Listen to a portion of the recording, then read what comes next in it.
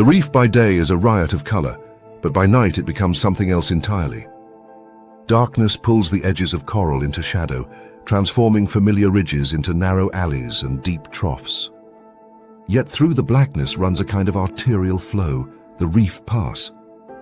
These channels, carved over millennia by water cutting its way from lagoon to open sea, are more than simple gaps in coral. They are ecological highways, funneling life in both directions with every tide. At slack water they are quiet, filled with suspended particles, a neutral pause. But as the tide shifts, they ignite. Water surges through like a jet, compressing into narrow spaces, accelerating to speeds several times greater than the ambient current outside. Everything that drifts, plankton, fish larvae, small predators, and the wounded, gets swept into this conveyor. It is here, in the stream of life concentrated by geography and physics, that the tiger shark begins its patrol. From the darkness, a striped silhouette glides in, massive yet unhurried. The shark's body is built for this place. Its fusiform shape, low drag and broad tail allow it to slide through accelerating flows without wasted energy. Unlike fish that exhaust themselves against the tide, the tiger shark uses it, adjusting angles, turning cross-current, and letting the stream carry it forward. Ram ventilation, the process of driving water through gills by constant swimming, suits the pass perfectly. Forward motion is both respiration and locomotion. What looks to us like endless circling is in fact efficient patrolling, low-cost glides across a living conveyor belt. But efficiency alone does not make the shark a hunter. What transforms this scavenger of turtle carcasses and discarded fish into a precision ambusher is its ability to read invisible roads. A wounded jack, swept into the pass by tide, leaks amino acids and trace compounds into the stream. The concentration is infinitesimal, invisible, and rapidly diluted. To almost any other creature it would vanish, erased by turbulence. To the tiger shark, it is a beacon. The shark's nostrils, or nares, are positioned wide apart on the snout, drawing water across delicate folds of sensory tissue. These are not for breathing, but for sampling. Every sweep compares the concentration entering left versus right. It is stereo smell, chemistry in 3 dimensions. Where the difference grows stronger, the shark adjusts course. But the plume does not behave like a straight trail. It bends, breaks, and eddies. The shark compensates by cutting diagonally across the current, reacquiring the signal, correcting its bearing. Each arc is a calculation, where molecules disperse, where they intensify, where the road continues. This sensitivity means the pass becomes not just a thoroughfare of water, but a map layered with chemical signatures. Every tide brings new trails, schools of surgeonfish grazing in the lagoon, squid flushed outward, blood from a turtle wounded on coral. The tiger shark swims through them as if through pages of text, reading directions in chemistry. Closer now to the source, the shark calls on another sense, one that turns the water itself into a medium for electricity. Across its snout and head are pores filled with conductive gel, the ampullae of Lorenzini. These detect voltage differences as faint as billionths of a volt. A fish's beating heart, its contracting muscles, even the tiny current produced by ions flowing across gill membranes, all leak into the water. Through stone and sand, through darkness and turbidity, these fields broadcast. For prey hiding in crevices, believing themselves shielded, the signal is still there, a whisper the shark cannot ignore. This electroreception makes the final approach decisive. Vision might fail in the night-dark pass, scent might be lost in turbulence, but electricity does not lie. When the shark veers toward a crevice and strikes, it is guided not by sight, but by heartbeats echoing invisibly through seawater. The result is an ambush that seems clairvoyant, but is grounded in physics. The reef pass adds another element to the encounter: flow. Accelerating currents press against the shark's body, creating areas of pressure shadow behind coral spurs and boulders. These shadows act like blind corners in a street, where smaller fish rest to escape the force of the tide. The shark knows them by experience, gliding past, slipping into eddies where prey gathers. Each outcrop is both cover and opportunity. For the fish, it is a refuge. For the shark, it is an intersection where the flow concentrates life. Tiger sharks have often been caricatured as scavengers, eating anything from carrion to garbage, and this reputation is not entirely unearned. Their stomachs have revealed astonishing collections: sea snakes, birds, even discarded metal. But within the pass, the shark is no careless feeder. It transforms into a calculated hunter. The scavenger becomes an ambusher, timing its glides to tidal rhythms, reading scent seams like maps, and using electroreception to close the final meters. The pass is not simply a funnel of life, it is a stage for precision predation. Consider the broader ecology. Reef passes are critical junctions. By channeling water between lagoons and open seas, they regulate nutrient exchange, oxygen levels, and larval dispersal. Countless species depend on these flows: corals on their delivery of plankton, reef fish on the shelter of inflowing tides, predators on the concentrations of prey. The tiger shark, by positioning itself here, inserts itself into this ecological machine not as a random marauder, but as a participant in a cycle driven by tides and topography.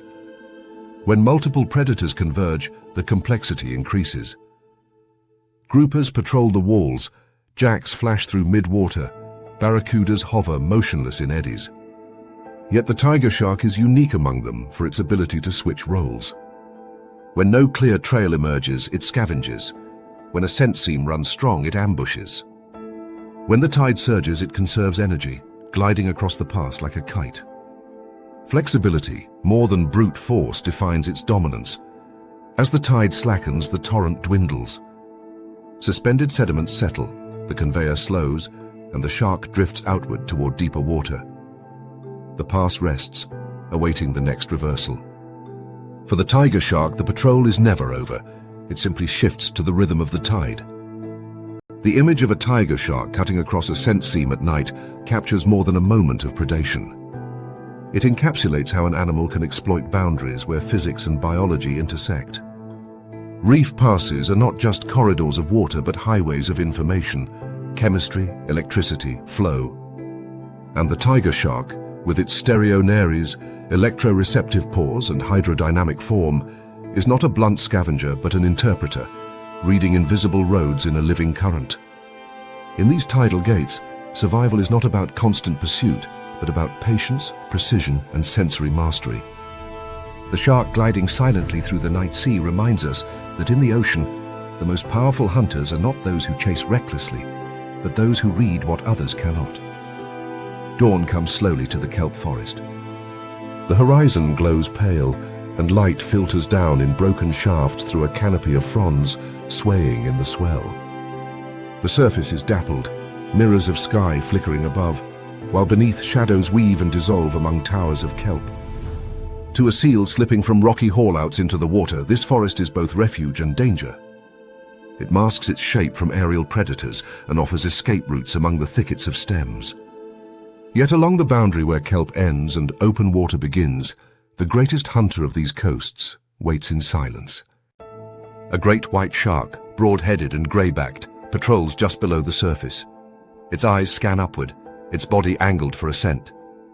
The seal cannot see it, but its shadow is already framed against the morning light. The physics of the ocean surface sets the stage. From beneath, the world above is compressed into a circular window known as Snell's window. This disk, about 90 degrees across, is a complete view of everything above water, bent and focused by refraction. For the shark, lurking a few meters below, the silhouette of a seal paddling overhead becomes sharp and clear against the bright background. For the seal, looking down, the shark vanishes into gloom, its countershading perfect, a dark back blending with shadow, a pale belly merging with the glow above. The geometry of light and the physics of refraction create an asymmetric battlefield, one in which the hunter sees clearly while the hunted is blind. Patience is the white shark's currency. It drifts with subtle flicks of its tail, maintaining position with ram ventilation. Water flows continuously over its gills as long as it keeps swimming forward, so even stillness requires motion. It hovers just outside the kelp line, a liminal zone where prey must pass. Seals venturing offshore to feed must leave the tangled forest and cross into open water, where the shark holds every advantage. But the shark is not indiscriminate. The kelp itself is noisy to a predator's lateral line, a wall of stems breaking up hydrodynamic trails. The fronds disrupt the faint vibrations made by prey, scattering them into useless fragments. Inside the kelp, the shark's sensors are muted, but at the gap where forest yields to blue, those cues return. It is at these edges that the shark focuses, waiting for a break in the curtain. When the moment comes, it is explosive. A seal enters the open water, outlined against the light. The shark's muscles, cold compared to a mammal's, but warmed by unique vascular networks called retia mirabilia, are primed for burst. These heat exchange systems preserve warmth in critical muscles and eyes, giving white sharks regional endothermy rare among fish. The warm tissues contract with more power and speed, fueling a vertical burst unmatched in the sea.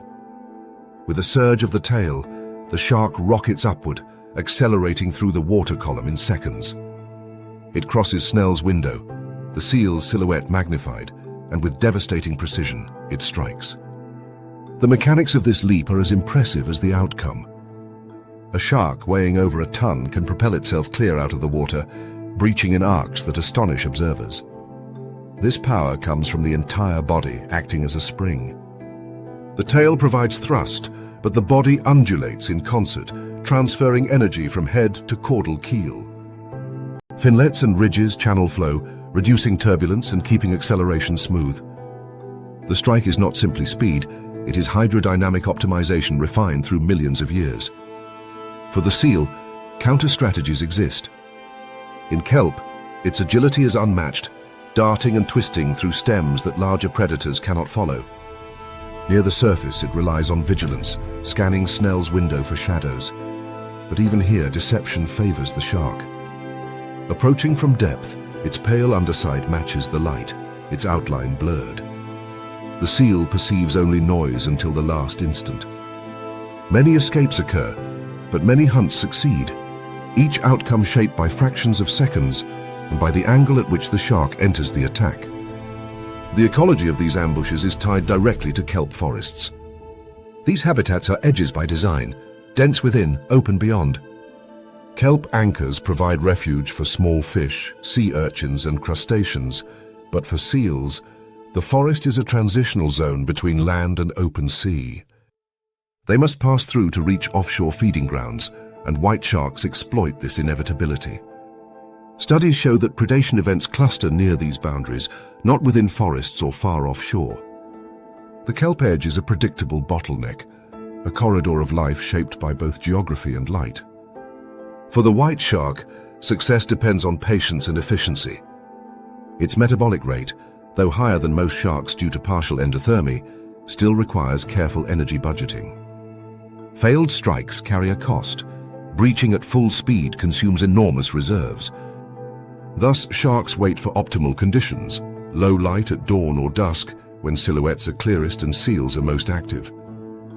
They position themselves with precision, sometimes hours at a time, conserving energy until the opportunity is undeniable. The ambush is as much about restraint as it is about violence. Yet these sharks are not limited to a single edge. Their migrations span thousands of kilometers, crossing ocean basins to feeding and breeding grounds. Along the way, they exploit other boundaries, upwellings, island slopes, and continental shelves.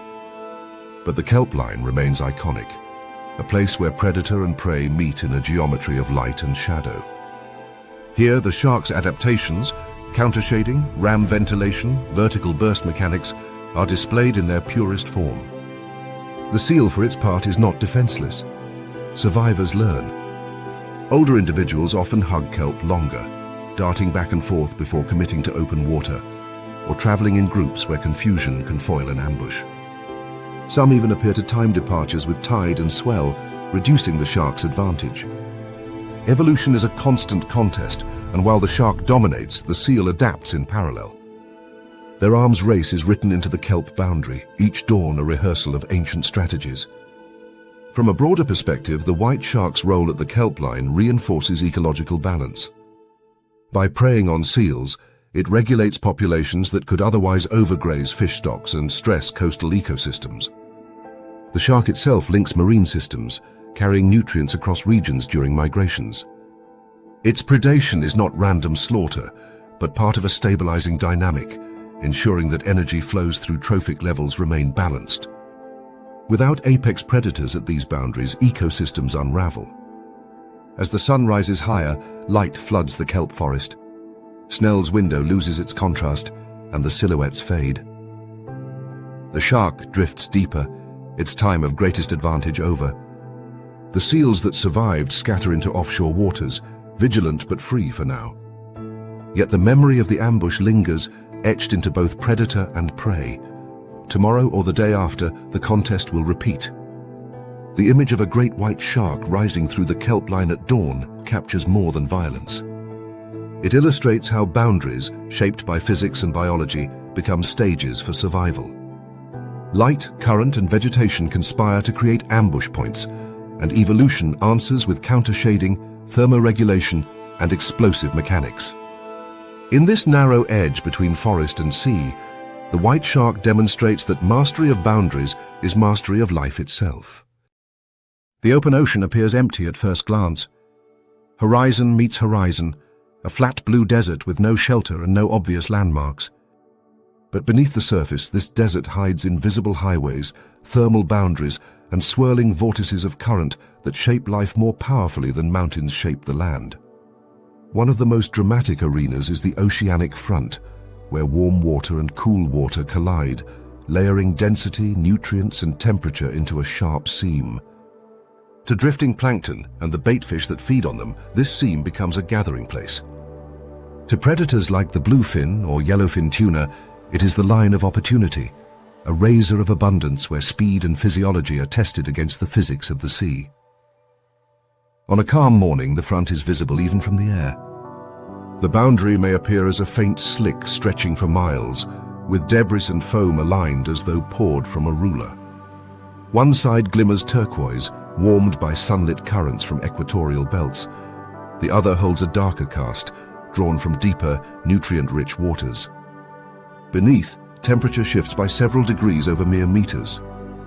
For small schooling fish like anchovies, sardines, or mackerel, this seam concentrates plankton in layers, as though the ocean has pinned them in place.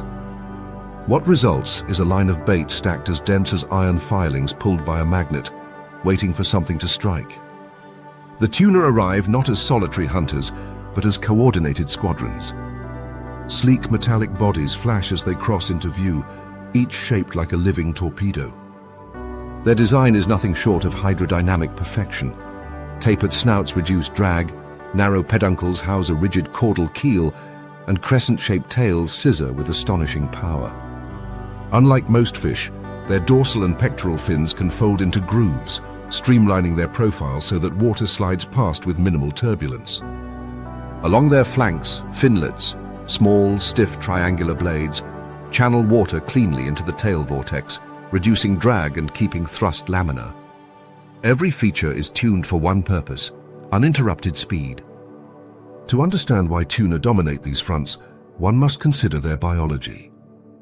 They are among the very few fish capable of regional endothermy, a physiological trick that allows them to keep certain organs and muscles warm even while cruising through cool water. This system, known as the rete mirabile, is a web of countercurrent blood vessels that traps heat from metabolically active tissues and recycles it back into the body.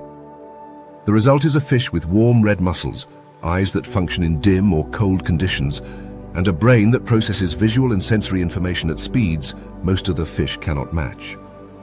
Where their prey slows in cooler water, the tuna remains razor sharp, riding the seam between temperature zones with perfect efficiency. The behavior of the front chase is as much about physics as it is about biology. Warm water floats atop cooler layers, creating vertical gradients that act like conveyor belts for plankton. Nutrients well upward from depth, fueling blooms of microscopic life. Small fish, filter feeding on these blooms, become trapped along the seam, reluctant to cross into zones that hinder their metabolism. Tuna exploit this hesitation.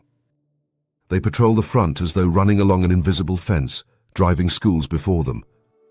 When they strike, they do so in bursts that can reach speeds exceeding 25 meters per second. In those brief chases, their entire physiology is pushed to the limit. Oxygen uptake maximized by high gill surface area, lactic acid buffered by massive circulatory volumes, and muscle fibers firing in perfect sequence. The ecology of the chase is rarely simple. The front draws not only tuna, but competitors and allies. Dolphins often patrol alongside, using echolocation to corral bait schools. Seabirds hover and dive, spotting flashes from above, while sharks prowl the periphery, opportunistic in the chaos. For the tuna, this is not disorder, but opportunity. By cutting through the melee with speed and precision, they secure the richest slices of prey. Their hunting is not random lunging, but orchestrated pursuit. Groups split to flank a school, herding it into tight bait balls where escape routes collapse.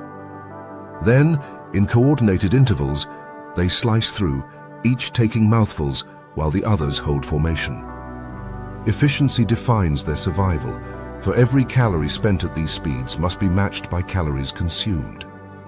One of the most extraordinary aspects of tuna physiology is the balance between constant motion and oxygen demand. Unlike reef predators that can rest in ambush, tuna cannot pump water across their gills without swimming. They are obligate ram ventilators, forced to move perpetually forward to breathe. Their hearts, proportionally massive compared to most fish, beat powerfully enough to sustain a steady flow of oxygen through tissues that demand relentless supply. This perpetual motion lifestyle has consequences. Tuna are wanderers on a planetary scale, following currents and thermal fronts across entire oceans. Bluefin tunas have been recorded crossing from the western Atlantic to the Mediterranean, using predictable thermal gradients as waypoints. Each journey is a calculated gamble. Energy expended in migration must be compensated by the harvest of concentrated prey at these invisible seams. The front chase also reveals an evolutionary compromise. Speed is both weapon and burden.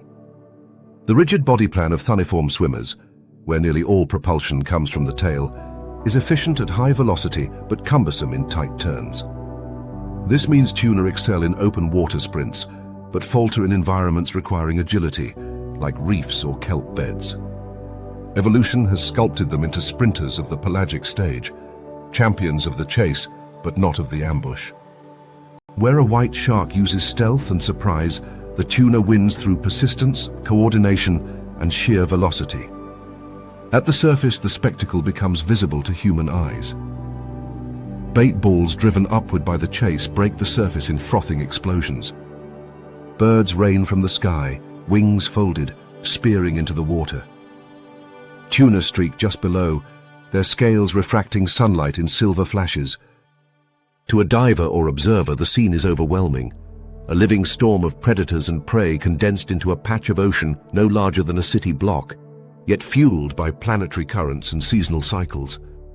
This is not chaos, but the visible tip of a finely balanced system, where physical forces sculpt behavior and behavior feeds back into the ecosystem. The prey's perspective is one of desperation. Anchovies and sardines, cold-blooded and small, cannot outswim tuna in open water. Their strategy is collective confusion. By moving in tight synchrony, they create shimmering illusions that make it harder for predators to isolate individuals. This tactic, known as the confusion effect, has been studied across multiple ecosystems, but in fronts, its effectiveness is tested at the highest stakes. Tuna counter this with flanking runs and synchronized charges, breaking the school's unity with sudden directional bursts. The evolutionary arms race plays out in seconds, each maneuver determining survival or death. Beyond the spectacle lies a deeper truth. The health of tuna and their prey reflects the health of the oceans. Fronts are ephemeral, shifting with winds, tides, and currents, but they are also engines of productivity. Climate change alters their stability, shifting thermal gradients and reducing nutrient upwellings.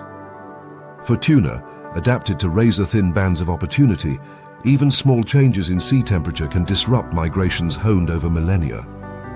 The consequence is not only for the fish, but for entire food webs that rely on these predators to regulate prey abundance and distribute energy across ecosystems. As the day lengthens and the front shifts, tuna peel away in arcs, their bodies slipping back into the blue desert. The bait disperses, predators scatter, and the scene becomes once again invisible to the casual eye. Yet the cycle will repeat. Currents will collide, nutrients will rise, and prey will stack along the line like filings against a magnet. And when they do, the torpedoes will return, guided by warm muscles, flawless hydrodynamics, and instincts sharpened by millions of years. The image of tuna chasing the front is not just one of speed. It is an illustration of how invisible physics writes the script of survival in the open sea. Warm and cool waters colliding create boundaries. Evolutionary adaptations like endothermic muscles, ram ventilation, and thunniform thrust transform those boundaries into hunting grounds. The tuna is more than a fast fish. It is a product of currents, climate, and competition, living proof that mastery of the razor line is mastery of the open ocean. The open ocean, vast and featureless, can feel like an endless desert of blue. For all its size, life here is not evenly spread but clustered around hidden structures, undersea mountains that rise from the abyss like drowned volcanoes. These seamounts are invisible from the surface, yet they shape the currents above them, bending water into upward rivers that carry nutrients from the deep. It is along these unseen ridges that the ocean breathes, where plankton blooms erupt in ephemeral clouds and predators gather in the expectation of a feast. Among the visitors to these liquid mountains is one of the most graceful of giants, the manta ray. As the current sweeps against the rocky slope of a seamount, it is forced upward, carrying with it nutrients and microscopic life that would otherwise remain locked in the twilight below. Plankton accumulates in dense ribbons along the ridge crest, thick enough to cloud the water and reduce visibility to a green haze. To most fish, these particles are nothing but drifting background.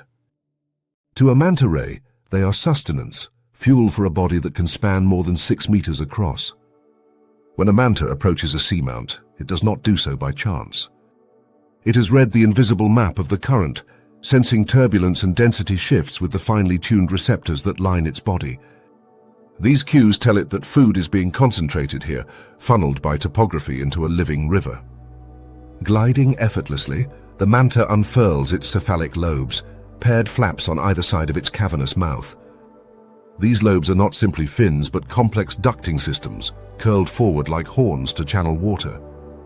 As the ray positions itself in the flow, the lobes unroll and funnel the plankton-rich current directly into its mouth. Inside, comb-like gill rakers act as sieves, filtering microscopic organisms while expelling clean water out through the gill slits. This mechanism is not passive. The manta uses subtle adjustments of its lobes to manipulate flow, creating a ricochet effect that bounces unwanted debris aside while keeping the filters free of clogging. The efficiency is remarkable. Thousands of liters pass through in an hour, each filtered with minimal energy expenditure. But feeding is only one reason mantas gather at seamounts.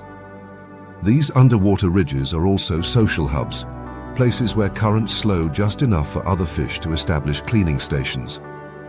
Wrasses and butterfly fish hover in tight formation near rocky outcrops, waiting for larger animals to present themselves. Mantas descend here in deliberate spirals, holding themselves steady in the current as smaller fish pick at parasites, dead skin, and even small wounds. Unlike predators that must remain vigilant, mantas appear almost serene in these moments, hovering like aircraft on a refueling stop. The cleaning is not just hygiene, it is health maintenance on which their survival depends. By reducing parasite loads and preventing infection, the cleaners extend the manta's longevity, and in return, they gain a steady food supply. These stations become meeting grounds, where mantas gather not only for care but also for social contact. Observation has revealed that mantas are not solitary wanderers as once assumed. At certain seamounts, dozens may congregate, forming loose aggregations where individuals circle, overlap, and occasionally engage in what looks very much like social play. Courtship is often observed here, males trailing females in long chains, mimicking every turn as if rehearsing a dance. Some researchers speculate that these gatherings act as information centers, where individuals learn from one another about productive feeding sites. Given their large brain size, among the largest relative to body mass of any fish, it is increasingly clear that mantas are capable of complex social cognition, and seamounts serve as theaters for this intelligence to unfold. The relationship between mantas and seamounts underscores how intimately large animals are tied to small-scale oceanography. Without the upwelling caused by these ridges, plankton would remain dispersed and energetically expensive to harvest. The manta's feeding adaptations are effective only when prey density reaches a certain threshold. Below that, the cost of filtering exceeds the energy gained. By exploiting seamount-driven concentration, mantas maximize their return. Their migrations often align with seasonal currents, suggesting that memory and navigation allow them to return to productive ridges year after year. Satellite tagging has confirmed that mantas travel hundreds of kilometers between these hotspots, moving with an efficiency that belies their seemingly effortless flight. What makes this relationship even more striking is how fragile it is. The productivity of a seamount depends on current direction, seasonal winds, and even distant climate oscillations like El Niño. A shift in any of these can collapse the plankton bloom, leaving a once crowded ridge barren. Mantas, in turn, must adapt by traveling farther or adjusting their timing. Their wide-ranging behavior is partly insurance against this unpredictability, a reminder that mobility is itself a survival strategy in the pelagic realm. The manta's massive body, so fluid in appearance, is the result of evolutionary trade-offs. Unlike most rays that live on the seafloor, mantas are adapted for open water, with wing-like pectoral fins that allow them to fly in long, sweeping arcs. This swimming style minimizes drag and allows sustained cruising speeds without exhausting energy reserves. Yet for all their size, mantas feed on organisms barely visible to the human eye. This paradox, a giant supported by the smallest of prey, ties them to the same ecological processes that sustain krill swarms, whale migrations, and seabird colonies. They are living bridges between microscopic plankton and the vast architecture of ocean giants. At the same time, their anatomy reflects specialization beyond mere scale. Unlike most filter feeders, mantas appear to have evolved a system that avoids clogging, a major limitation for baleen whales or smaller planktivorous fish. By using the cephalic lobes as adjustable ducts, they prevent particles from sticking to the gill rakers, maintaining continuous feeding even in dense blooms. This adaptation hints at evolutionary pressure, not just to capture prey, but to do so efficiently in unpredictable, particle-rich environments like seamount fronts. As we watch a manta glide above a ridge, mouth agape, cephalic fins curling and uncurling with precision, the image is almost hypnotic. Yet beneath this calm lies a story of ecological interdependence. The ridge focuses flow, the plankton ride the current, the cleaner fish establish their stations, and the manta weaves through it all, dependent on each piece of the system. Remove one element, the nutrient upwelling, the cleaner symbionts, the plankton concentrations, and the entire relationship begins to unravel. This fragility is not merely theoretical. Human activity has already touched these sanctuaries. Fishing pressures have reduced manta populations in many regions, driven by demand for their gill plates in traditional medicine markets. Because mantas reproduce slowly, with females giving birth to a single pup after long gestation, their numbers cannot quickly recover. At the same time, climate change threatens to alter current patterns, weakening the very upwellings that sustain plankton blooms. A seamount without its food river is little more than bare rock, and yet seamounts remain among the most promising candidates for conservation. Their predictability makes them focal points for marine protected areas, and their role as gathering sites means that protecting a single ridge can safeguard a significant portion of a regional population.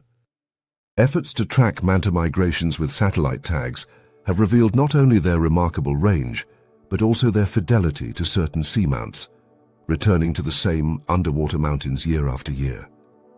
It is as if these ridges are not just feeding stations, but landmarks in a vast and otherwise unmarked seascape. The manta ray, hovering at the seam of water and mountain, embodies a paradox. It is massive yet fragile, wide-ranging yet tied to fixed points, solitary in its long migrations yet social at its gatherings. Watching it surf the plankton river over a submerged ridge is to glimpse the choreography of ocean life at its most intricate.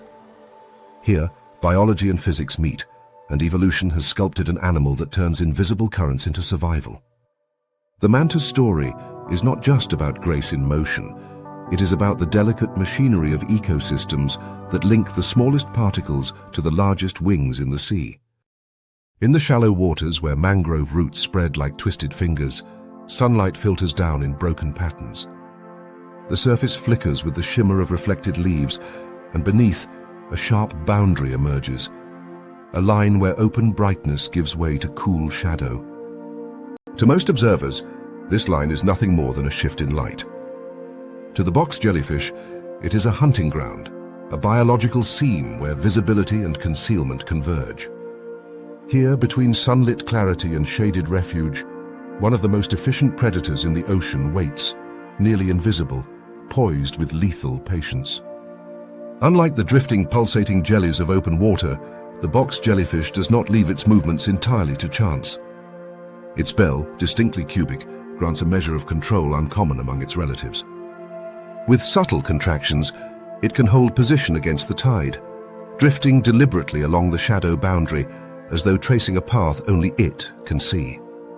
To a juvenile fish venturing out from the mangrove shelter, the difference between light and dark is both invitation and risk.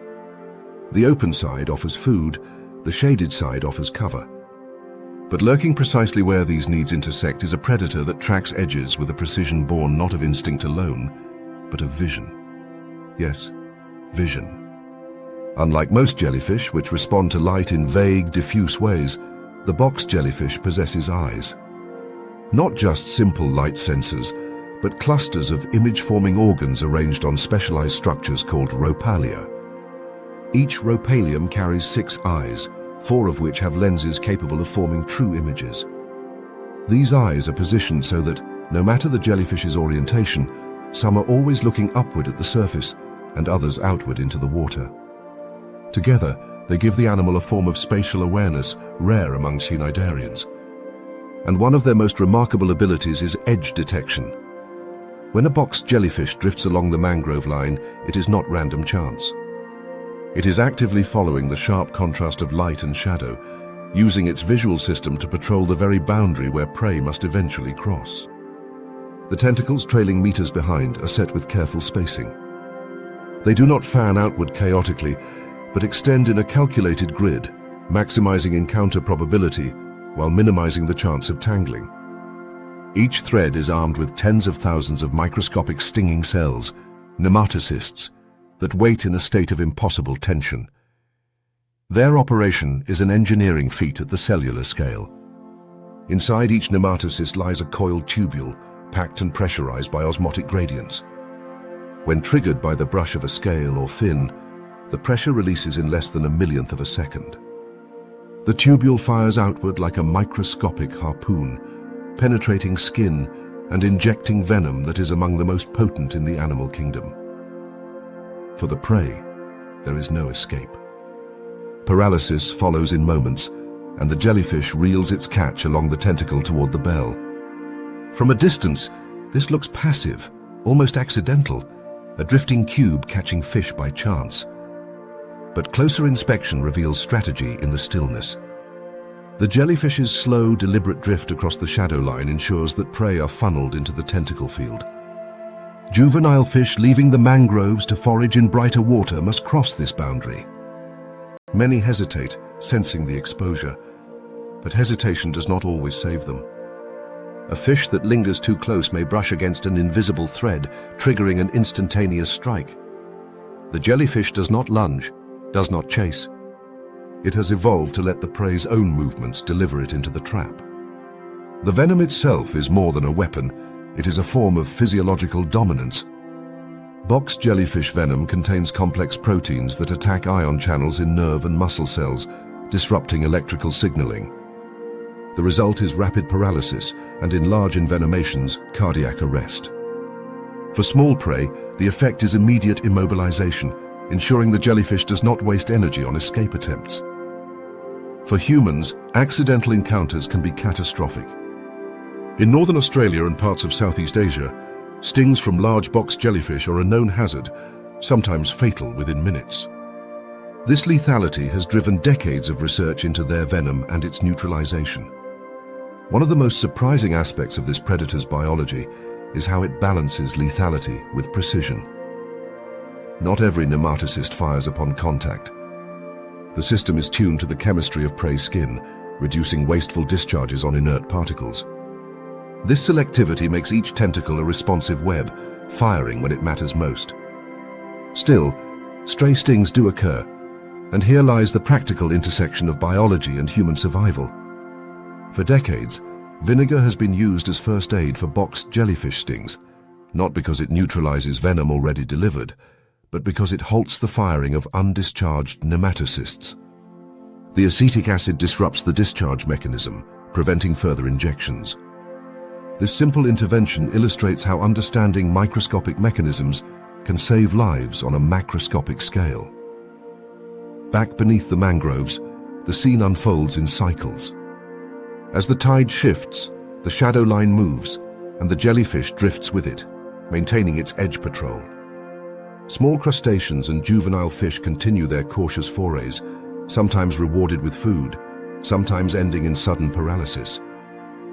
Predators, too, respond to this invisible danger. Sea turtles, immune to the venom, have been observed feeding on box jellies, turning the hunter into hunted.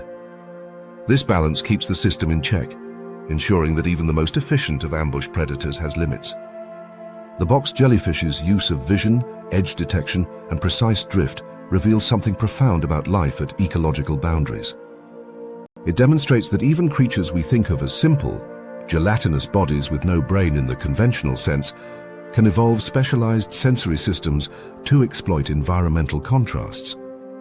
In the mangrove shallows, survival is not about brute force or speed, but about reading the landscape of light, predicting where prey must pass, and turning physics into opportunity. This strategy has echoes across the natural world. Raptors hunt along forest edges where prey moves from cover to open field. Wolves patrol riverbanks where herds cross between water and land.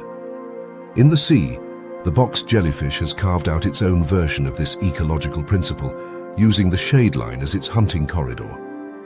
It reminds us that predators are often defined not just by their weapons, but by their ability to recognize where vulnerability concentrates. As evening falls, the mangrove shadows stretch farther, and the boundary softens. The box jellyfish retracts slightly, pulsing into deeper water where contrast is less distinct. Its work is not over. Feeding continues into the night, guided now by different cues. But the image of its cubic bell, suspended exactly along the light-dark seam, lingers as a lesson in evolutionary ingenuity. Here, in an animal with no centralized brain, vision guides ambush, micro-harpoons strike with nanosecond precision, and the line between safety and danger is as thin as a shadow drifting across the sand. At the threshold where sandy seafloor blurs into reef outcrops, an animal lies waiting.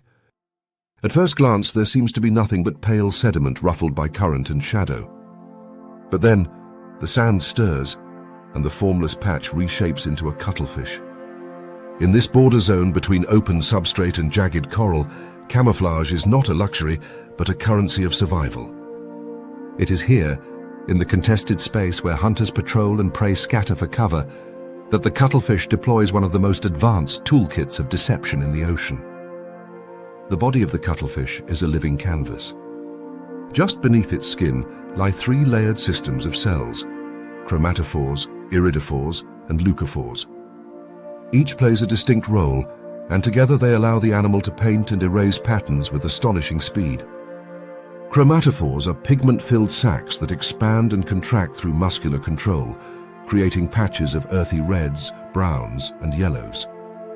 Iridophores act as biological mirrors, reflecting shimmering blues and greens through the interference of light on stacked platelets. Beneath them, leucophores scatter incoming light, forming a reflective white base that enhances the effects of both pigment and iridescence. This multi-layered architecture does more than imitate sand or stone. It allows the cuttlefish to sculpt illusions tailored to every patch of seafloor it encounters.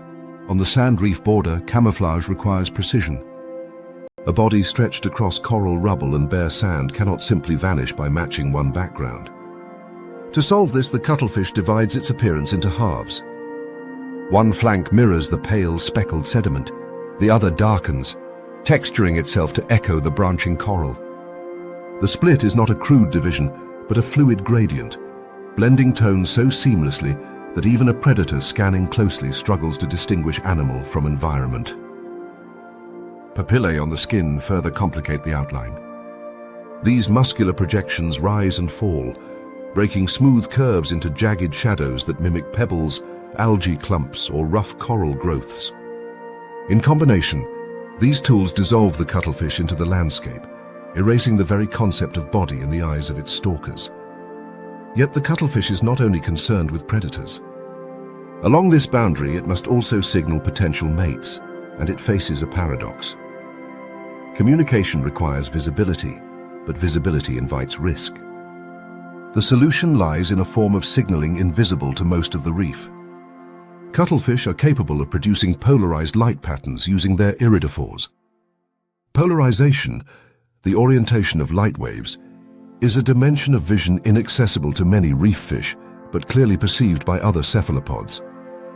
By flipping on polarized stripes, the cuttlefish can flash private messages across its body, transmitting intent, readiness, or territorial boundaries to another cuttlefish, while remaining unreadable to predators such as groupers or reef sharks.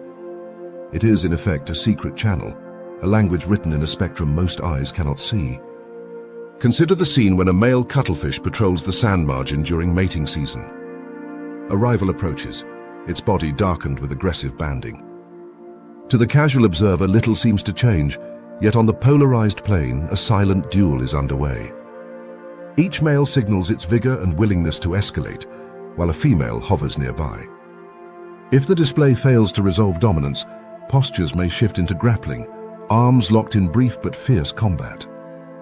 But often, the polarized broadcast alone suffices, an evolutionary agreement that spares energy and injury, while allowing only the strongest to claim the right to court.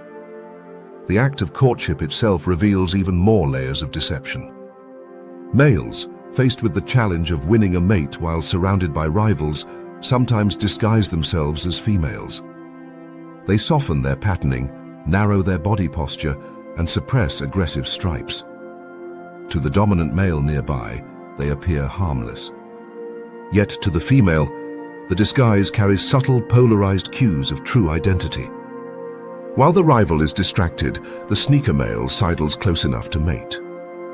In this borderland, where life is measured by risk and chance, the ability to wear masks is as powerful as the ability to vanish.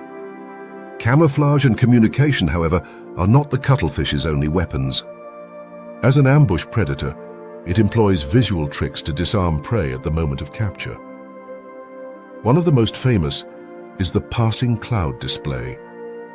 Dark waves ripple across its body in rolling succession, imitating the shadow of a drifting cloud overhead.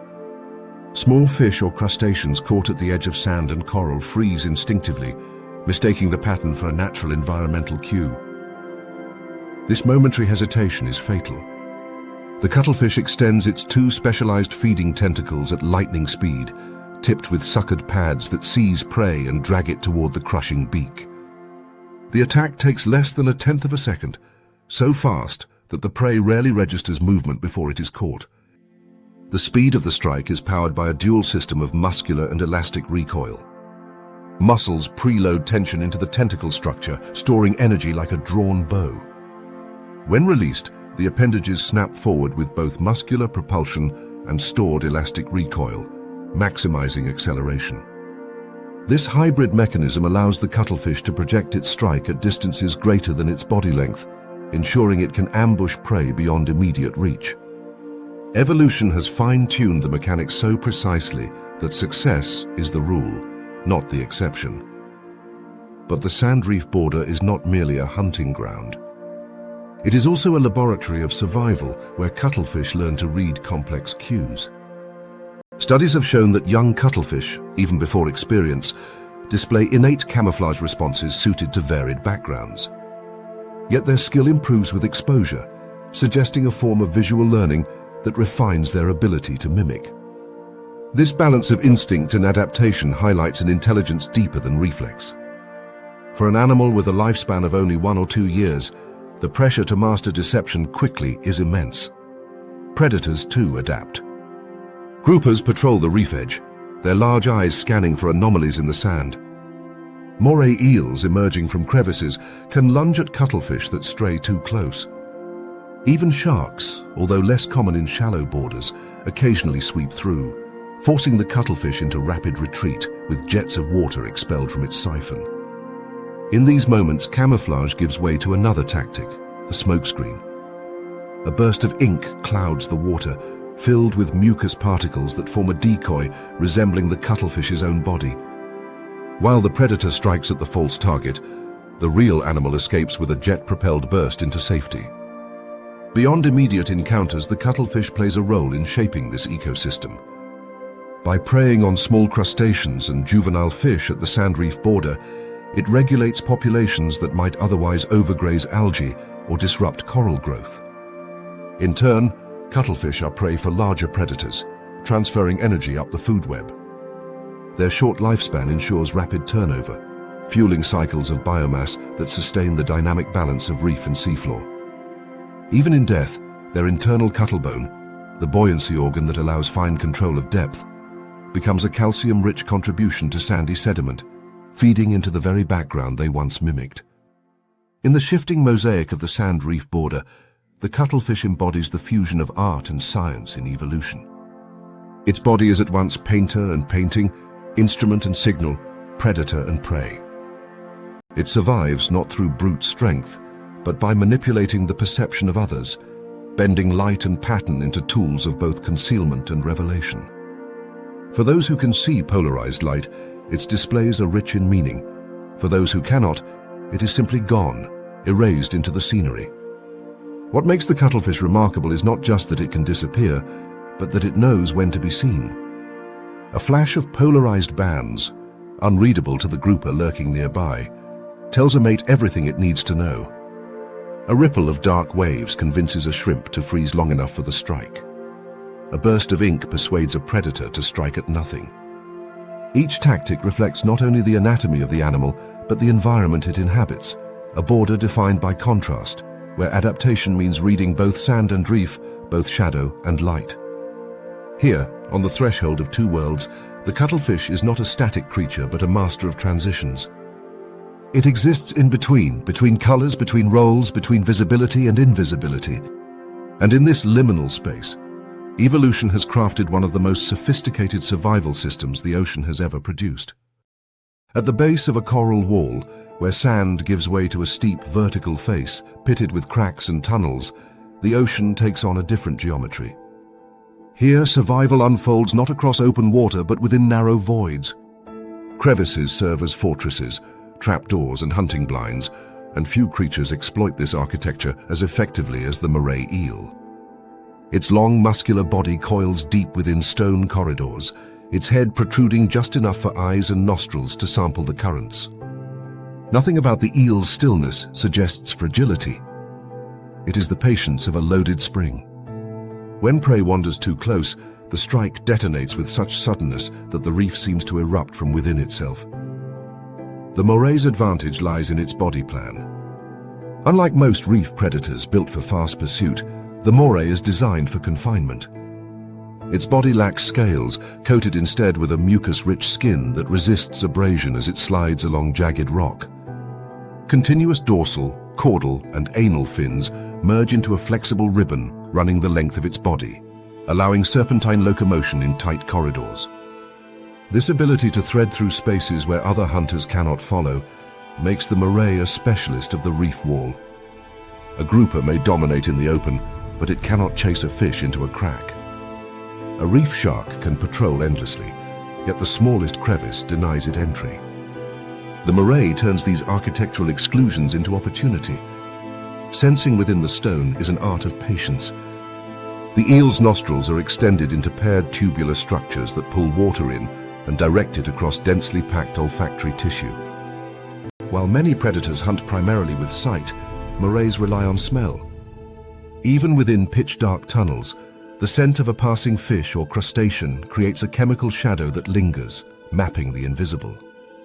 This smell-in-stone ability allows them to detect prey hidden from view, waiting behind the next bend or lodged in a rubble pocket. It explains why a moray can lie still for hours, unmoving, yet suddenly erupt into motion when the right cue drifts by. Vision becomes secondary in these confined habitats. The nose interprets the reef long before the eyes do. But perhaps the most remarkable adaptation of the moray eel is hidden within its throat. While most fish rely on suction feeding, pulling prey into the mouth by expanding the buccal cavity, the moray cannot. Its narrow head and rigid skull sacrifice this ability in favor of biting strength and precision. To compensate, evolution has given it something unique: pharyngeal jaws. These are a second set of jaws located deep in the throat, connected to powerful muscles that can project them forward into the oral cavity. When the moray seizes a fish at the entrance of a crevice, the pharyngeal jaws shoot forward, grip the prey, and drag it backward into the throat. This mechanism is not just a refinement but a necessity. Within the tight confines of a crevice, the moray cannot retreat to reposition. It must haul prey inward. The pharyngeal jaws serve as an internal reach extender, pulling food into a space where the eel has the advantage and the victim has none. The strike itself is cinematic in its violence. A small wrasse or parrotfish foraging along the wall drifts too near the crack. The eel explodes outward in less than a tenth of a second, teeth angled backward to prevent escape. Before the struggling fish can thrash free, the pharyngeal jaws surge forward like an alien appendage, seize the flesh and yank it deeper. The prey is swallowed whole, disappearing into the dark corridor as if erased from the reef. For the moray, the wall is not just a place of residence but a weapon, funneling prey into situations where escape routes vanish. These ambushes are not always solitary affairs. In certain regions, moray eels have been observed forming cooperative hunting partnerships with groupers. It is one of the most striking examples of interspecies collaboration among marine predators.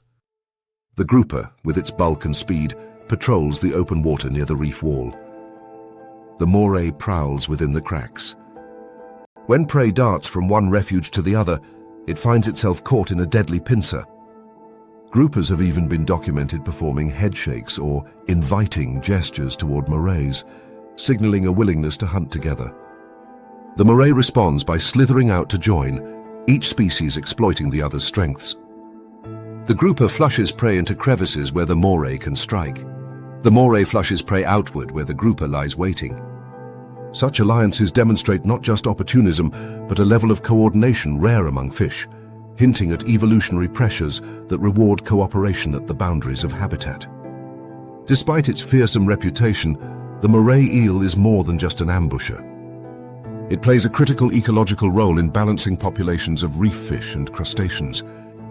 Without ambush predators like morays, smaller species could overgraze algae or disrupt coral growth. By regulating these populations, morays indirectly shape the composition and resilience of reef communities.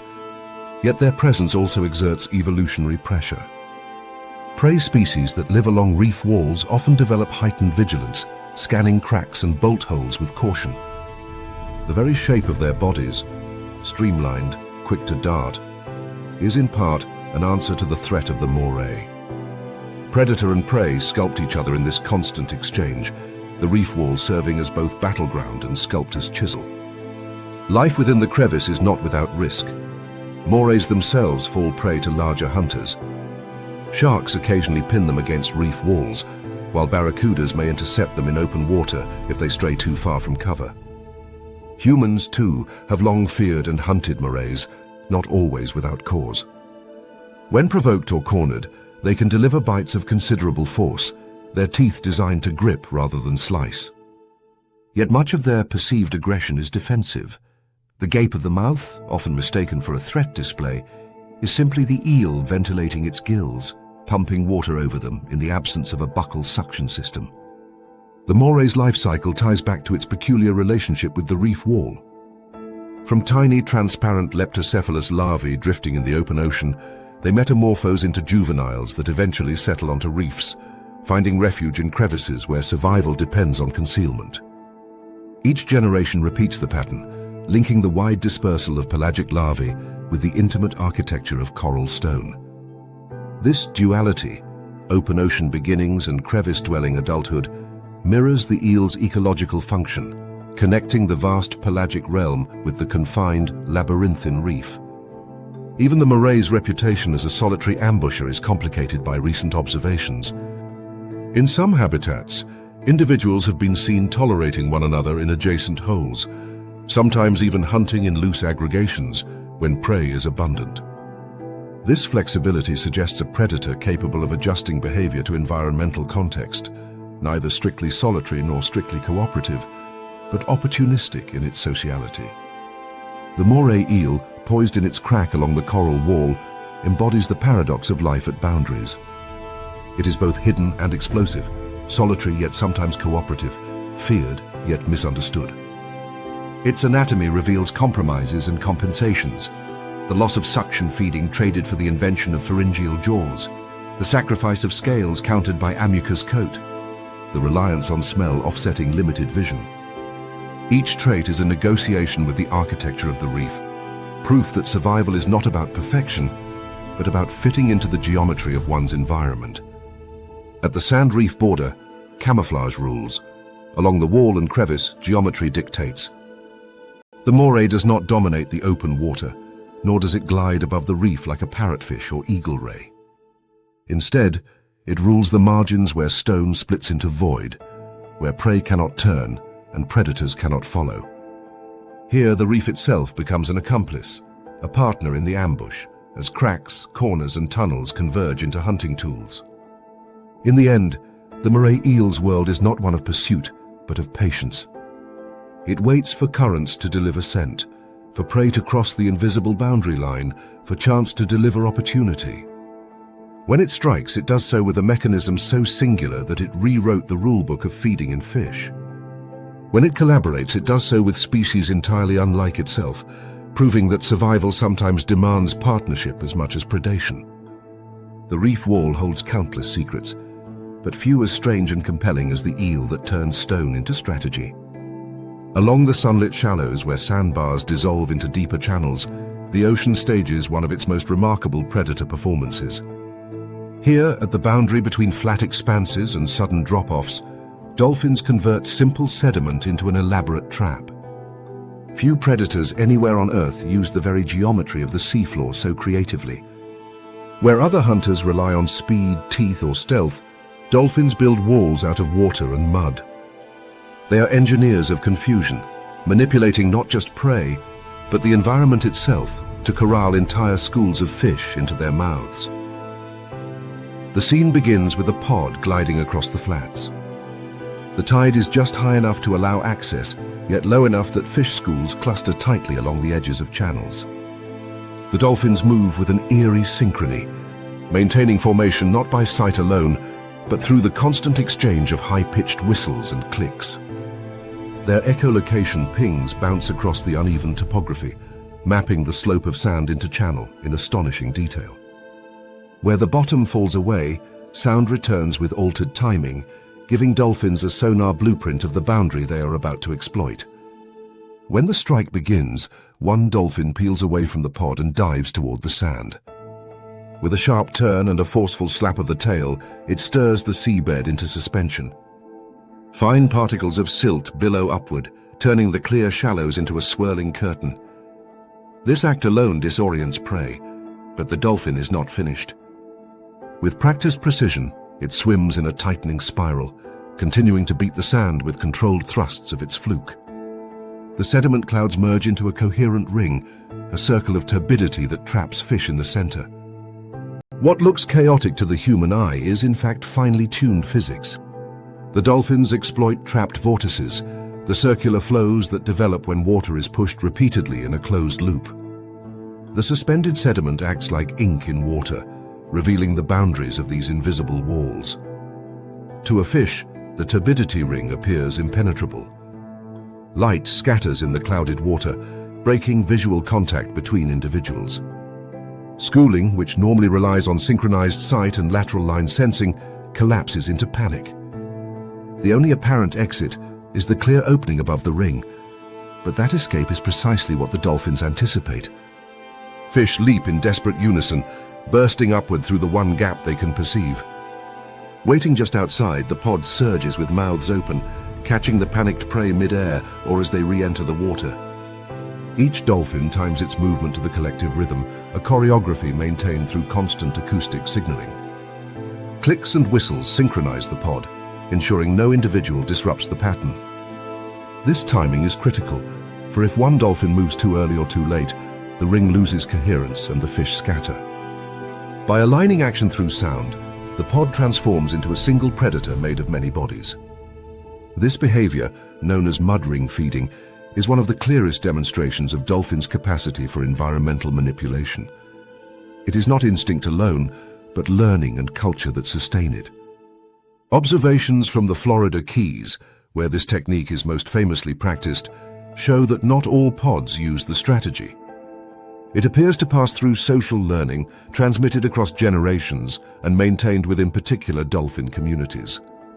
Such cultural inheritance is rare in non-human predators, placing dolphins among the few species, alongside orcas and some primates, that sustain traditions of tool use and hunting innovation. The ecological dynamics of the flats-to-channel lip amplify the effect. On sandy flats, fish often school loosely, feeding on algae or invertebrates with minimal cover. But at the sudden drop into a channel, they instinctively cluster tighter, seeking safety near the slope. This very clustering makes them vulnerable to the dolphin's manipulation. Boundaries create confusion in prey, an edge where shallow visibility meets deeper obscurity, where escape routes split between upward flight and downward retreat. Dolphins exploit this uncertainty with surgical precision. By constructing a turbidity wall right at the lip, they convert a natural boundary into a killing ground. Physics adds yet another layer. The density of suspended sediment alters sound transmission, creating a muffling effect within the ring. Schooling fish, which rely heavily on detecting the movements of neighbors through the lateral line system, lose track of one another when the water is turbulent. Their hydrodynamic signals are scrambled by the constant eddies of the vortex. What begins as coordinated schooling behavior breaks down into stochastic chaos. Each fish darts independently, undermining the swarm's collective defense. The dolphins thus dismantle the prey's greatest survival mechanism, unity, by weaponizing the medium itself. The elegance of the strategy extends to energy economics. High-speed chases across open water are costly, burning through the dolphin's reserves of oxygen in short bursts. By contrast, mud ring feeding converts effort into efficiency. A single dolphin invests energy in creating the ring, but the entire pod reaps the reward. The division of labor ensures that each member benefits from the work of one, reinforcing social cohesion and shared success. In evolutionary terms, this cooperation strengthens the fabric of dolphin societies, where reciprocal roles increase the survival of the group. Remarkably, dolphins are not rigid in their application of the method. Variations occur depending on conditions. In turbid estuaries, where sediment is naturally suspended, dolphins sometimes use tail slap pulses alone, creating barriers of turbulence without a visible mud wall.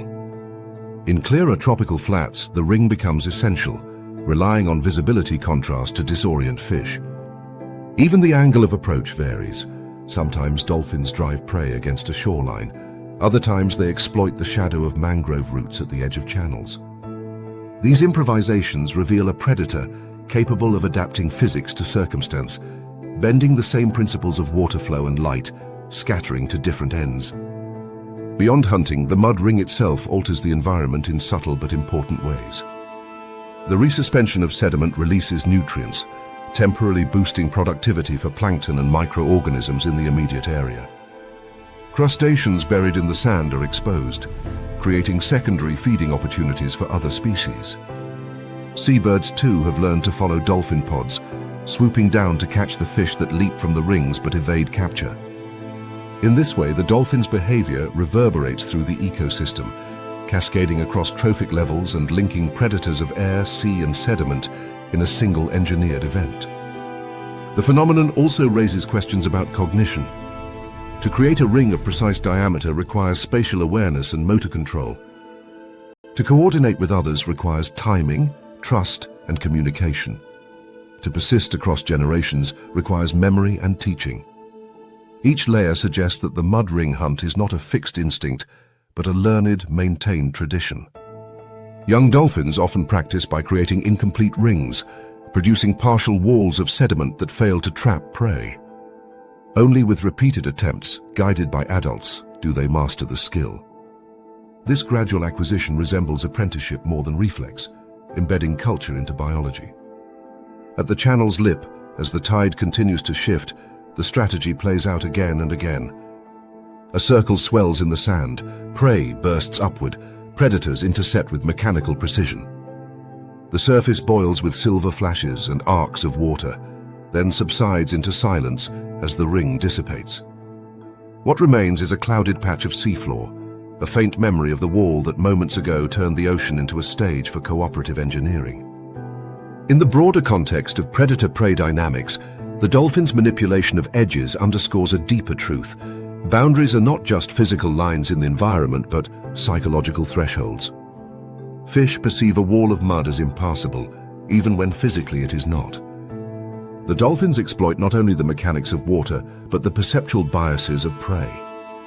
They weaponize confusion, transforming the edge between sand flat and channel into a line of false choices, where the only visible escape is upward, straight into waiting mouths. The dolphin's mastery of turbidity walls, vortices, and acoustic timing exemplifies a predator's ability to harness physics itself as a tool of survival. They are not the fastest hunters in the sea, nor the strongest, but they are among the most innovative. In their world, success comes not from overpowering prey, but from bending the structure of environment and perception until escape becomes impossible. The sand, the water, the light, and the school's own panic are enlisted as accomplices in the hunt. At the sand channel boundary, the dolphins remind us that intelligence is not an abstract trait. It is a practical instrument of survival, tested daily in the crucible of hunger and opportunity. Where the flat ends and the drop begins, they show how minds can turn edges into weapons, sculpting the sea itself into a snare. The ocean, vast and seemingly uniform, is never truly flat. From above, streaks and seams trace its surface like invisible handwriting. To the untrained eye, they may appear as faint ribbons of scum or debris, places where driftwood or plastic gathers into long streaks across the blue. But for the green sea turtle, these are not random blemishes. They are highways, feeding grounds, and signposts written in the language of physics. Along these slicks, life clusters and predators that understand the code thrive. Here, a turtle rises from below, angling toward a bell-shaped jellyfish, whose trailing filaments shimmer in the sunlight like strands of glowing fiber. It opens its sharp beak and bites cleanly, ignoring the stings as if immune to the fire. Convergent slicks form where the ocean folds in on itself. Opposing waves or currents meet, pushing floating particles into thin ribbons that can stretch for kilometers. The surface may appear calm, yet beneath it physics churns. Surface winds drive Ekman transport, displacing water at slight angles. Tidal pulses and internal waves heap invisible density layers upon one another. The Coriolis force bends flows until they meet head-on. At these junctions, a seam of accumulation forms. For the turtle, such seams are the very definition of opportunity. They are where plankton, sargassum weed, and jellyfish congregate, drawn not by choice, but by the inevitability of flow. A juvenile turtle, drifting after its first frantic swim from the natal beach, encounters these slicks often before it encounters any predator. Its entire life begins at the edge of water and land, where hatchlings emerge from nests under the cover of night. At that moment, their first compass is light, the reflection of the moon and stars off the water's surface, guiding them downslope to the sea. Once they enter, another compass takes over. Researchers have discovered that hatchlings swim into waves with remarkable consistency, using the orbital motion beneath each crest as orientation. By swimming against the pull, they navigate seaward, even when currents threaten to push them back. This instinctive wave compass keeps them from circling near shore where predators abound. but the wave compass is only the first of many navigational tools. As they grow, turtles imprint on the very magnetic signature of their birthplace. Earth's geomagnetic field, which varies slightly across the globe, provides a unique fingerprint for every stretch of coastline. Hatchlings retain this map, embedding it in their nervous system like a coded address. When females return decades later to nest, they use this same magnetic imprint to locate their natal beach with astonishing accuracy. For the juvenile drifting along slicks, geomagnetism guides broader migrations, orienting them within gyres that sweep across ocean basins.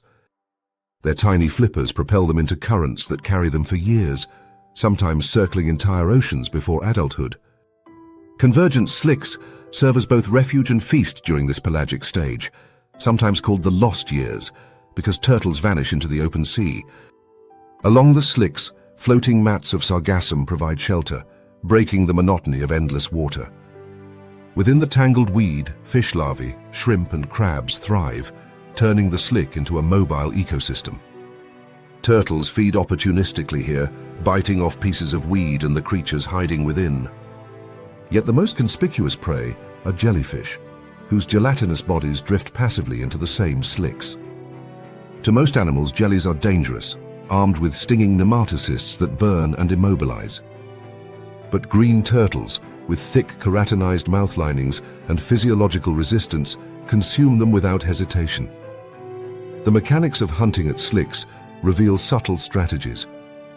The turtle approaches from below, where the contrast of a translucent bell against the sunlit surface is easiest to detect. Its large eyes, adapted for refracting light in water, are particularly attuned to silhouettes and movement. As it lunges, the beak closes around the bell, tearing it into fragments while filaments drift behind. The turtle appears almost surgical, aiming for the central body while ignoring trailing tentacles that would entangle less experienced predators. What remains drifts into the slick, where smaller fish and plankton pick at the leftovers, recycling the fragments through the food web. From a broader perspective, slicks operate as biological concentrators. Jellies are weak swimmers, easily advected into convergence zones. Likewise, zooplankton accumulate here, forming dense patches that attract forage fish, which in turn draw predators like dolphins and tuna. Turtles slot neatly into this structure, exploiting the very same boundaries where predators and prey collide. Edges amplify interactions. Within slicks, organisms that might otherwise disperse are trapped together, compressing encounters that fuel survival and predation alike. For the turtle, every slick encountered is a buffet, provided it times its approach correctly. The relationship between turtles and slicks extends beyond feeding. By following these lines, juveniles can remain within favorable temperature regimes. Many slicks form at boundaries between different water masses, where subtle thermal gradients exist.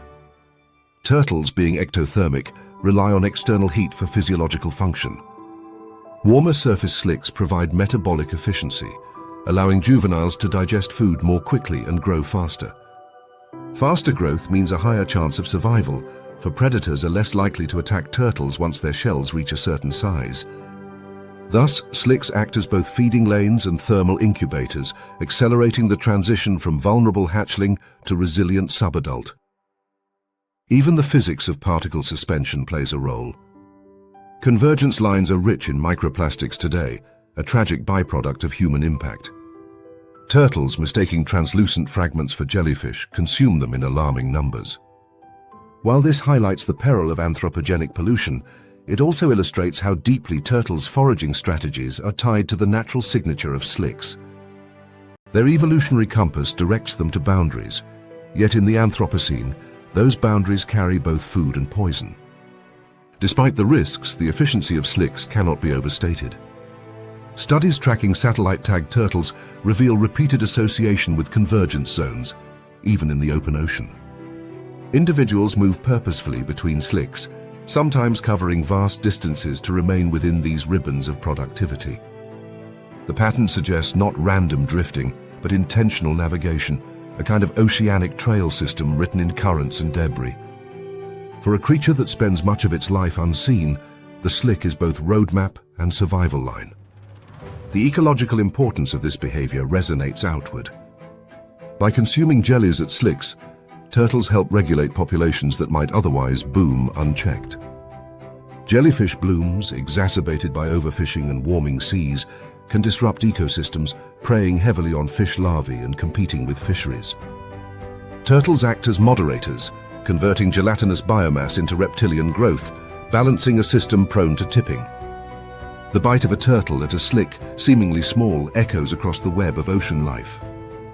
Watching from the surface, the moment is deceptively simple. A turtle surfaces beside a ribbon of weed, chomping on a drifting jelly.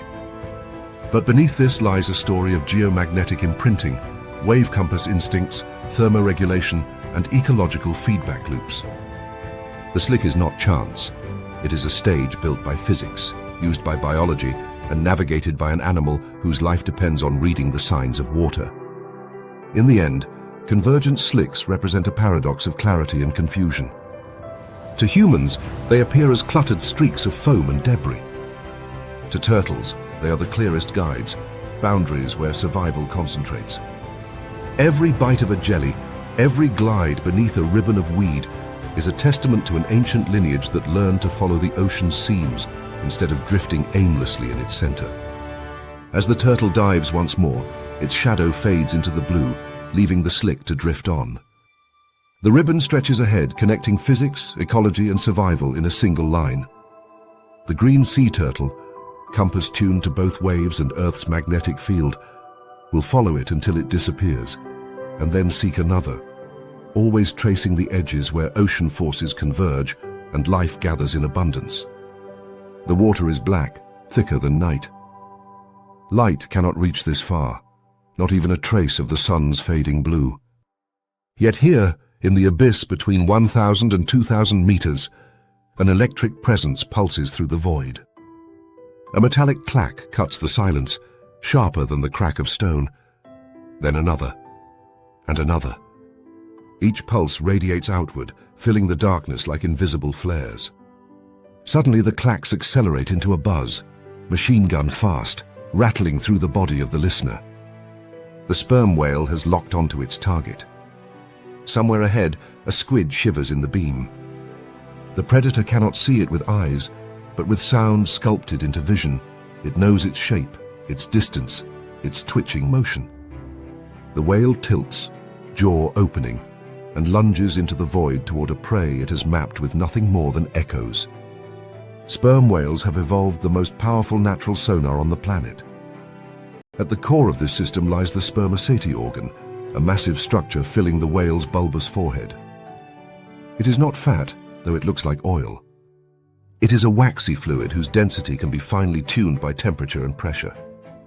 This organ acts as an acoustic lens, channeling and focusing the pulses the whale produces. When air is forced through muscular lips near the blowhole, called monkey lips or phonic lips, it snaps shut with force, producing a click. That click is funneled through the spermaceti organ, reflected by bony structures in the skull, and blasted forward as a narrow beam. This beam, unlike the broad vocalizations of dolphins, can travel immense distances. In some cases, the clicks have been recorded more than 10 kilometers away. At lower repetition rates, the whale uses these clicks as long-range searchlights, illuminating vast expanses of the ocean's interior. The echoes return faintly, but with enough information to reveal the presence of large bodies, shoals of fish, massive squids, or even the sea floor. When a target is identified, the whale narrows its search and increases the frequency of its clicks. The metallic clack becomes a volley, then a rapid buzz. This buzz is the fine-tuning phase, a high-resolution scan that allows the whale to determine the precise orientation and movement of prey. To call it seeing with sound is accurate, but too simple. The whale constructs a three-dimensional model, one layered with textures of density, motion, and size, far more detailed than vision could achieve in this lightless realm. The prey it hunts most often is squid, ranging from hand-sized species to giants longer than buses. Squid themselves are creatures of the boundary, members of the deep scattering layer, a vast community of organisms that migrate daily between depths. By day, this layer sits between 500 and 1,000 meters, where faint light still penetrates. By night, the organisms rise toward the surface to feed on plankton and smaller fish. This vertical migration, repeated by billions of animals across the globe, is the largest daily movement of biomass on Earth. It forms a boundary as distinct as any reef edge or current front, a living horizon that shimmers on sonar screens like a false seafloor. For sperm whales, this boundary is opportunity. The whales dive through it with precision, intercepting squid as they move upward or downward, exploiting the nightly shift as a conveyor of prey. The mechanics of these dives are feats of endurance. A sperm whale can remain submerged for more than 1 hour, plunging to depths of over 2,000 meters. Its body is built for the task. Flexible ribs allow lungs to collapse safely under pressure, preventing nitrogen absorption and decompression sickness. Blood stores oxygen with exceptional efficiency, saturating hemoglobin and myoglobin in ways that dwarf human capacity. The heart slows to conserve energy, while peripheral circulation is reduced, sending oxygen only to the most vital organs. These adaptations create a physiological machine designed to withstand pressures that would crush steel. Yet it is not brute strength alone that secures survival. It is sound, wielded with surgical precision, that allows the whale to locate prey in total darkness. Scientists have long debated whether sperm whales can stun prey with their sonar. The clicks are among the loudest biological sounds ever measured, exceeding 200 decibels at close range, louder than a rocket launch. Some divers report sensations of disorientation when near these whales, as if struck by invisible shockwaves. It is tempting to imagine a whale blasting a squid into immobility with sound alone. Yet experiments suggest that while the clicks are powerful enough to disturb, their primary role remains detection. Squid captured from whale stomachs often show no signs of trauma consistent with acoustic stunning. The more likely explanation is that whales simply outmaneuver prey with accuracy and speed, closing the gap before the squid can react. The myth of sonic death persists, however, a testament to the awe these clicks inspire. Sound not only hunts, it also navigates. Deep in the ocean, sound travels differently than light. While light is absorbed and scattered quickly, sound can move for hundreds, even thousands of kilometers under the right conditions. There exists a zone known as the SOFAR channel, the sound fixing and ranging channel, where temperature and pressure create a natural duct that channels sound waves across ocean basins. Sperm whales, with their sensitivity to low-frequency calls, may exploit these channels to communicate and orient themselves during migrations. A single click or coda-like call could, in theory, be heard by other whales hundreds of kilometers away, creating a communication network spanning entire oceans. The link between these sound channels and whale life histories is profound. Females and young whales tend to remain in lower latitudes, forming social groups. Males, as they mature, often migrate into higher latitudes and deeper waters, where they dive for larger prey. These long-distance movements require not only memory and geomagnetic cues, but also acoustic landmarks. Submarine ridges, continental slopes, and even the shape of ocean basins reflect and bend sound, creating acoustic signatures unique to each region. For a sperm whale, the ocean is mapped less by sight than by sound, an auditory geography that rivals the visual maps humans carry in their minds. In this dark world, predator and prey play their dance in near silence, broken only by pulses of sound. The squid, with its own adaptations, is no passive victim.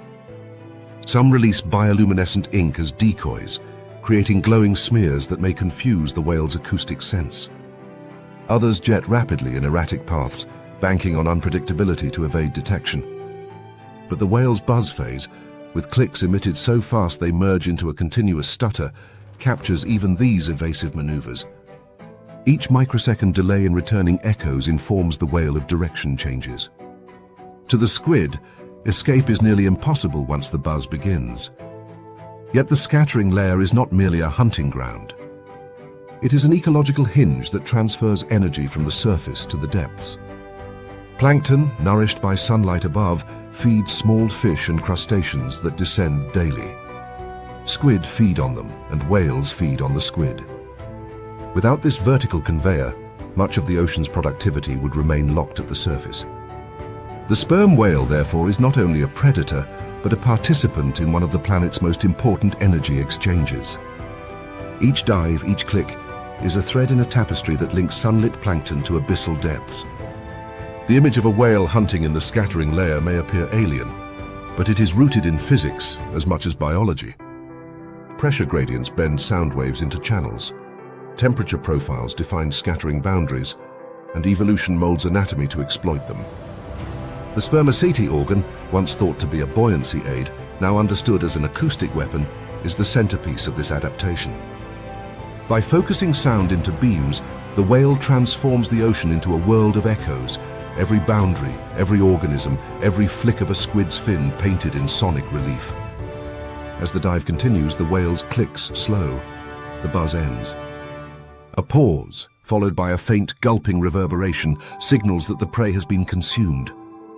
Then silence returns, broken only by the faint groan of shifting bones and the whisper of pressure against flesh. The whale begins its long ascent, carrying with it not only a meal but the legacy of survival through boundaries unseen. In the ocean's deepest rooms, sound has become sight, and a creature the size of a bus thrives by listening to echoes we cannot hear.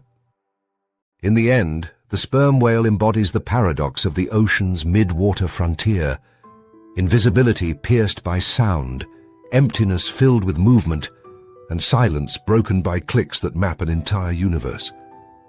The scattering layer rises and falls each night, a living tide of shadows. And in its folds, the whale patrols, armed not with teeth alone, but with an acoustic lens powerful enough to illuminate worlds beyond human perception.